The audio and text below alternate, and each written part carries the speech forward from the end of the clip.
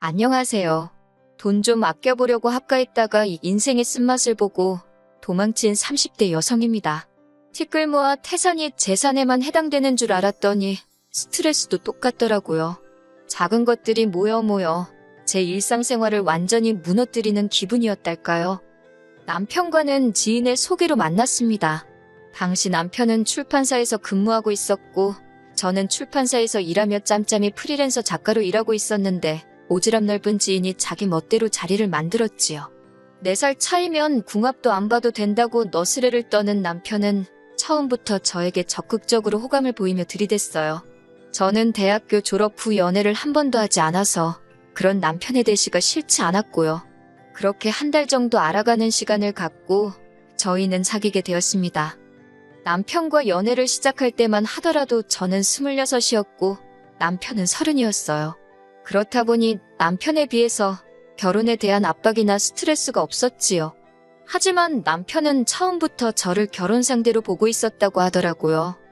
그래서인지 사귄 지 2년 만에 남편이 저에게 결혼 이야기를 꺼내대요. 솔직히 그것도 저는 빠르다고 생각했는데 남편은 신혼 1, 2년 즐기고 나면 자기 나이가 30대 중반이라고 그럼 언제 아들 딸 낳고 사느냐고 저를 졸라댔어요. 시부모님이 저희 친정부모님에 비해 나이가 10살 가까이 많으신 것도 남편이 결혼을 서둘렀던 이유 중 하나였고요. 지금 돌이켜서 생각해보면 남편이 애가 탔건 말건 제가 준비가 안 됐으면 결혼은 하지 말았어야 하는데 그때는 애걸복걸하는 남편이 안 돼 보이기도 했고 한편으론 나를 얼마나 사랑하면 저럴까 싶더라고요. 그래서 그의 끈질긴 프로포즈를 거절하지 못했습니다. 그런데 막상 결혼 준비를 시작하고 나니까 남편이 모은 돈이 7천 남짓이더라고요. 물론 7천만 원이란 돈이 작은 건 절대 아니었지만 저 역시 모아둔 돈이라곤 4천만 원이 전부였으니 처음엔 빠듯하게 하면 된다고 생각했는데도 준비를 해나갈수록 답답하더라고요. 그런 와중에 하루는 어머님 아버님이 저와 남편을 집으로 부르셨습니다. 솔직히 저희를 집으로 오라고 하셨을 때 떡 줄 사람은 생각도 않는데 김칫국 마신다고 하잖아요? 제가 딱 그 꼴이었습니다. 어머님 아버님이 은근히 빨리 결혼했으면 하고 남편을 통해 하신 말씀도 있었고 그러니 지금이라도 도와주시려고 하나 보다 그런 기분 좋은 상상을 하며 시댁으로 향했어요. 하지만 어머님이 꺼내신 말씀이 생각지 못한 것이었습니다. 저와 남편에게 합가를 제안하셨거든요. 사실 어머님 아버님 재산이 얼마나 되고 그런 건 지금도 전 잘 모릅니다. 궁금한 적도 없었고 관심도 두지 않았어요. 그래도 저도 보는 눈이 있고 들려오는 게 있으니 어느 정도 추측은 할 수 있었지요. 적어도 어머님 아버님 두 분이 살고 계시던 단독주택은 몇 억은 갈법한 것이었습니다. 물론 그마저도 빚이나 대출이 있던 건 나중에서야 알게 되었네요. 아무튼 어머님께선 어차피 집이 1, 2층으로 나뉘어져 있으니 저희더러 들어와 살라셨습니다. 한 3년 들어와 살면서 가족끼리 친해지고 돈도 바짝 모아서 나가라고요.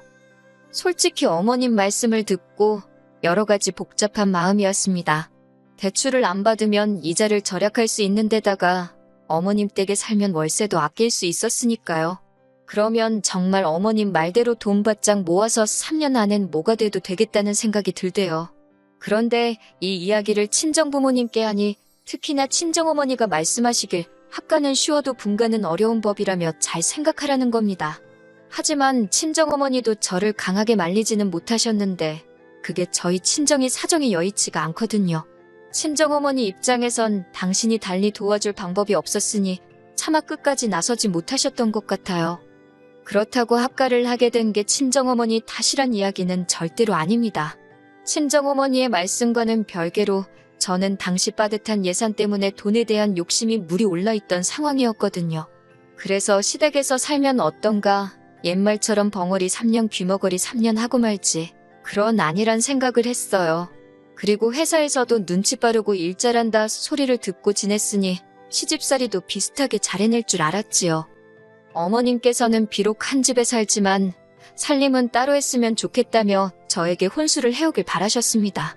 남편과는 상의 끝에 허례허식의 상징인 예단이라던가 예물도 생략하기로 한 상황이었고 혼수도 서로 자취하면서 쓰던 거 가져다 쓰자고 얘기가 되어 있었는데 뜬금없이 어머님이 혼수를 말씀하시니 당황스럽더군요.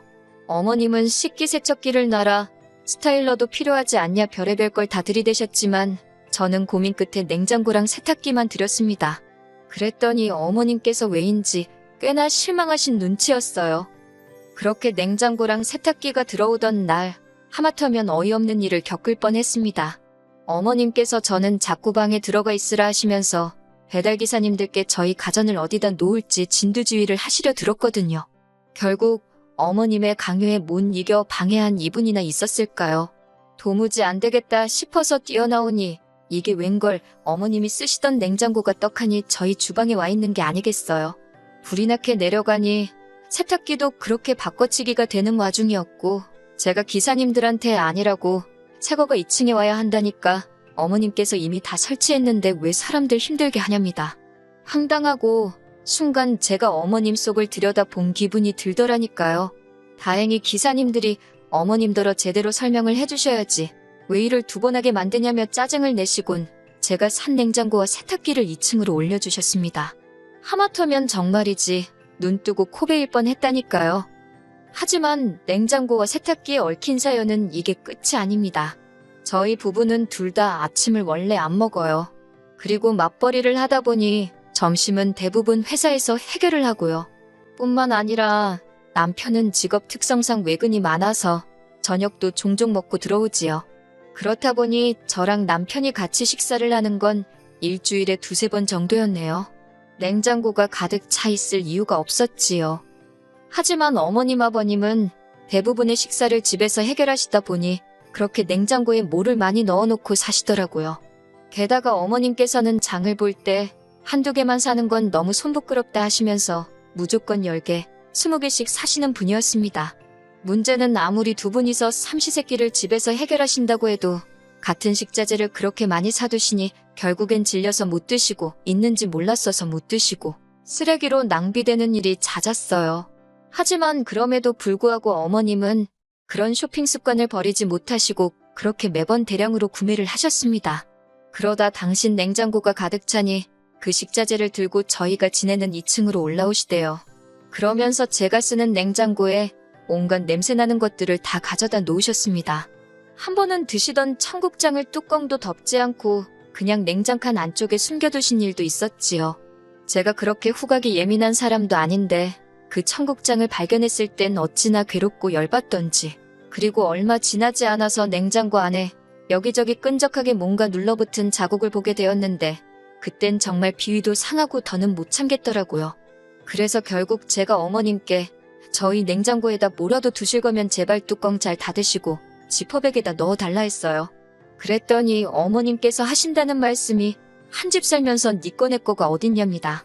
그리고 저더러 왜 그렇게 까탈스럽냐고요. 사실 냉장고뿐만이 아니었습니다. 한 번은 제가 이불 빨래를 하려고 세탁기를 열었는데 그 안에 낯선 운동화가 있더라고요. 다시 살펴보니 아버님이 평소에 신고 다니시는 운동화였어요. 저희 아버님 무좀도 있으신데 왜 아버님 신발이 저희 세탁기 안에 들어있는 건지 어이도 없고 솔직히 찝찝하더라고요.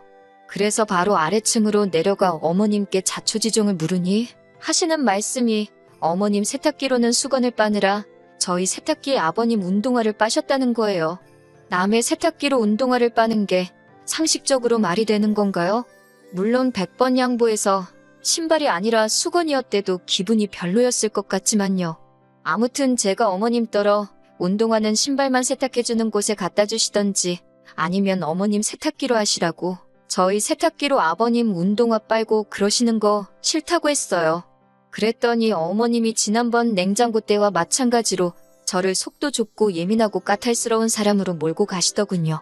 시애비가 무슨 병균이라도 옮기냐면서 저더러 친정부모 신발이었어도 그러겠냐입니다. 친정부모님은 애시당초 남의 세탁기에다 당신들 운동화를 빠실 분들이 아닌데 그런 식으로 비교를 하시니 어이가 없었지요. 하지만 대화는 거기서 그치지 못했고 이번엔 아버님까지 날리셨어요.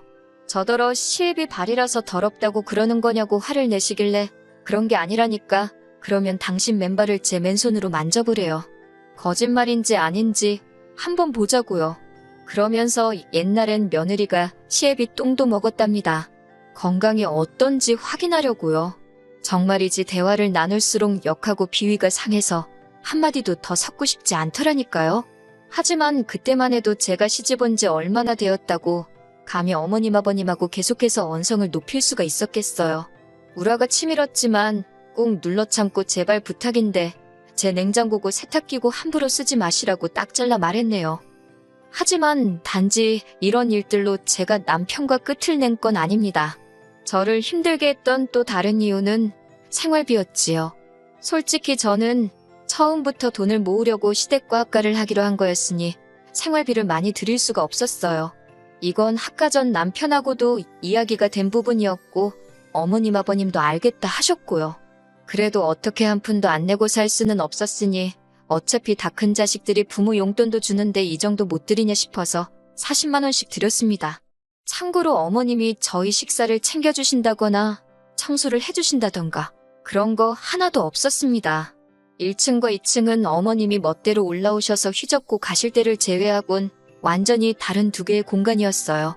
식사만 하더라도 남편이 야근하느라 늦어서 저 혼자 2층에 있는데도 저녁 같이 먹을래? 그 말 한 번을 안 하셨으니까요. 그럼 제가 먼저 하지 그랬냐고요? 당연히 해봤지요. 어머님 식사 언제 하실 거냐고 같이 먹어도 되냐니까 남편 오길 기다렸다 먹으라며 그 수저 하나를 안 놔주시더라고요. 그런데 웃긴 게 어머님이 어디 외출하실 때면 저더러 아버님 뭐 배달음식 좀 시켜드리라 하셨습니다. 하지만 절대로 그 음식값을 주는 일이 없으셨지요. 게다가 특히 저희 냉장고를 마음대로 쓰기 시작한 이후로는 저희가 냉장고에 넣어둔 과일도 고기도 말도 없이 가져다 드시고 하다못해 칫솔치약 같은 생필품도 멋대로 저희 걸 가져다 쓰시대요. 심지어 저희 때문에 가습이고 뭐고 2배도 넘게 나온다며 저한테 5만 원만 주시고는 나머지는 알아서 내란 식이셨는데 어머님 아버님은 두 분 다 집에만 계시고 저희는 맞벌이를 하는데 그럴 리가 없잖아요? 이 밖에도 여러 가지 이유가 있었기에 실제로 따져보면 합가한 게 저희한테 유리한 게 하나도 없었어요. 웬만한 오피스텔 월세값만큼은 나가고 있었다니까요. 하지만 결정적으로 제가 3년을 채우지 못하고 분가를 결심하게 된 건 어머님이 사람들 앞에서 저를 대하시는 태도 때문이었습니다. 아버님이 장남이시고 또 저희 남편이 외아들이라 그런 건지 집에 손님들이 자주 오더라고요. 그 손님들은 친척분들일 때도 있고 그리고 어머님 친구분들이나 지인분들일 때도 있었지요. 평일엔 제가 출근을 하니 그나마 나은데 문제는 주말이었습니다. 남편은 주말에도 출근을 해야 하는 일이 종종 있었는데 아무래도 영업직이다 보니 어쩔 수가 없었지요.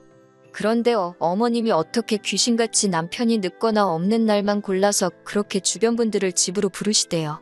그래놓고는 저한테 이거 해라 저거 해라 심부름을 너무 많이 시키셨어요. 그래서 나중엔 손님 오는 날이면 일부러 귀가를 늦춰보기도 했는데 그러면 여지없이 어머님 주변 분들 입방아에 오르내리기 일쑤였습니다. 그러면서 늘 하시는 말씀이 그 여자들이 나를 뭐로 보겠냐. 며느리한테 시애미 대접도 못 받고 산다고 흉볼 거 아니냐. 저를 싹싹하고 착한 며느리라고 여기저기 자랑해놨는데 자기 체면이 뭐가 되냐고 제 탓을 하시대요. 그게 어찌나 스트레스던지 그뿐만이 아니었습니다. 제가 주말에 친구를 만나거나 친정에라도 가려고 하면 눈치를 그렇게 주시더라고요. 친정 문턱 달아 없어지겠다고 하시질 않나. 그렇게 맨날 친구들 만나면 돈은 언제 모으냐. 한 2년 가까이 그렇게 시달리며 살다가 돌아보니 돈은 돈대로 모이지도 않고 저는 저대로 스트레스 때문에 살이 6kg도 넘게 빠졌대요. 그래서 남편한테 더는 이렇게 못 살겠다고 대출을 받더라도 아니 반지하에서 시작을 하더라도 나가자 했습니다. 당신은 집을 비우는 날이 많고 그리고 당신 부모님이라서 심각성을 모르는 것 같은데 나는 이제 어머님이 2층에 올라오시기만 해도 심장이 쿵쾅거리고 화가 난다고. 그랬더니 남편이 고작 한다는 말이 그렇다고 이렇게 나가면 앞으로 어머님 아버님하고 불편해서 어떻게 지내냐는 겁니다. 나갈 땐 나가더라도 풀건 풀고 나가야 하지 않겠냐고 시간을 좀 가져보재요. 하루도 더는 못 견디겠으니 이런 말을 하는 거라고 내 말 못 알아듣겠냐고 제가 소리를 질렀습니다. 결국 이러다 내가 어머님한테 무슨 짓을 할지 모르겠다고 악을 쓰니 그제서야 남편도 표정이 심각해지더라니까요. 그리고는 한 일주일이나 지났나 남편이 어머님 아버님께 제가 너무 힘들어해서 분가하겠다고 말씀을 드렸나 봐요. 그랬더니 어머님이 난리가 나신 거지요. 당신이 시집살이를 시키기를 했냐, 뭐랬냐, 근데 뭐가 힘들다는 거냐고. 그럴 것 같으면 저더러 혼자 나가 살랍니다. 그런데 여기서 남편이 보여준 태도가 문제였어요.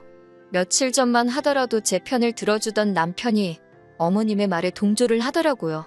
자기가 봐도 어머님이 저를 힘들게 한 건 딱히 없는 것 같은데 제가 그냥 시자로 시작하니까 무조건 색안경을 쓰고 보는 건 아니냐고요. 그리고 그 이유를 알게 되는 데는 오래 걸리지 않았습니다. 어머님이 남편한테 차를 사주셨더라고요. 남편이 그렇게 사자고 졸랐는데 제가 집부터 사야 된다고 안 된다 했던 차였습니다. 어머님이 차 사주는 조건으로 저를 잘 달래라고 했대요. 제가 남편더러 어머님께 차 돌려드리라니까 저더러 진짜 왜 이렇게 꼬였냐입니다. 그러면서 절대 안 된다고 하대요. 그래서 제가 그럼 헤어지자고 했습니다. 나는 친정으로 갈 테니 그리 안라고요. 남편은 제가 허풍 떤다고 생각했던 모양이에요. 기어이 이튿날 어머님이 사주신 차를 끌고 출근을 했더라고요. 그런 남편의 뒷모습을 보고 있으니 어찌나 허탈하던지 저는 짐을 쌌고 용달을 불러서 세탁기랑 냉장고도 실었습니다. 어머님께선 그 광경을 보시더니 저더러 끝까지 이렇게 해야겠냐고 한마디 하시대요. 뭐라고 받아쳐서 한 방 먹일까 생각하다 그냥 건강히 잘 지내시라고 인사 한번 드리고 제 짐만 싹 빼서 나왔네요. 남편과는 혼인신고가 되어 있지 않았는데 별다른 이유는 없었어요. 아무래도 둘이 공동재산으로 형성한 재산이 딱히 없다 보니 오히려 돈 관리하기 헷갈릴 것도 같았고 세금에 대한 지식이 별로 없다 보니 혼인신고를 하면 괜히 폭탄 맞는 거 아닌가 하는 무식한 두려움도 있었거든요. 그런데 참 다행이다 싶더라고요. 그렇게 남편과 갈라서게 된 지 벌써 3개월이 넘었습니다. 그리고 얼마 전 우연히 저희 소개팅을 주선했던 주선자를 마주하게 되었지요. 주선자는 저를 위로한답시고 제 손을 양손으로 꼭 잡더니 그래도 어른들하고 살면서 가풍도 익히고 좋은 경험이 되지 않았냐면서 자기가 개인적으로 저희 남편을 알아서 하는 말인데 그렇게 괜찮은 남자가 없다면서 어머님 아버님 돌아가시면 어차피 그 재산 다 저랑 남편한테 돌아오지 않냐고 혀를 차면서 저더러 성질 좀 죽이지 그랬냐고요. 그런 소리를 듣고 있으니 지인 입을 확 고매버릴까 싶더라니까요. 지인더러 나중에 꼭 시어머니랑 합가해서 오손도손 살아보라 했습니다. 그러면 분명히 나한테 사과하고 싶은 순간이 올 거라고요.